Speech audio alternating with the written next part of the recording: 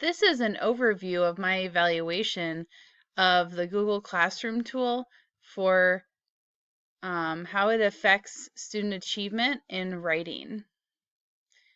This is the tool that we use is the EdTech RCE Coach, which was really user-friendly. It allowed me to go step by step and put in all the information, and it continued to repopulate that information as we went through each step. So that made it really easy to follow and make sure that I didn't miss any steps. First of all, I had to enter my name and the school. It does keep track of when you submit the plan. And in the end, the briefing report says that Google Classroom is not moving the needle on student academic achievement. This is based on data that was submitted by me based on a class of 20 students.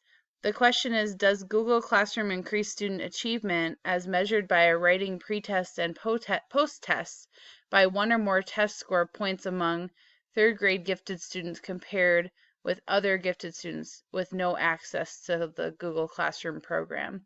I actually said 1 point because students receive a score for their grade on a scale of 2 to 5 at my school. The findings were that it did not increase student achievement and that there is an 8.55% probability that Google Classroom increases student achievement by one test score point or more. And there's an 84% probability that it increases it by 0 points. So that's pretty poor findings. To interpret the findings, Google Classroom is considered successful if the probability is at least 50% that Google Classroom caused an average increase of one test point score. And 20%, if the probability was less than 20%, we would feel confident that concluding that Google Classroom did not have the intended effect, which it did not. It was 8.55%.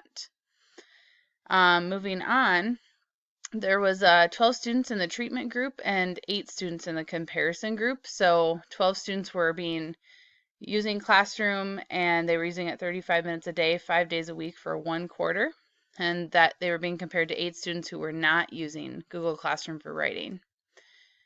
This tested the effectiveness of Google Classroom.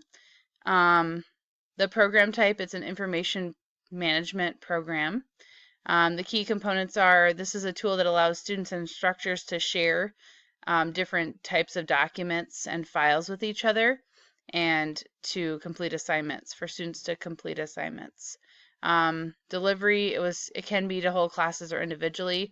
Most of the time students are completing their assignments individually, and this is used for 3rd grade, but it could be used for any grade level.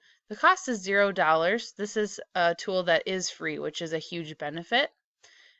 We used a pilot that lasted 1 quarter to complete the test. We used match comparison design, which means we were comparing 2 groups, and the characteristics that may impact the success were gender, socioeconomic status, and number of students. I would have liked to have maybe tested an even larger group, like twice as big or bigger yet.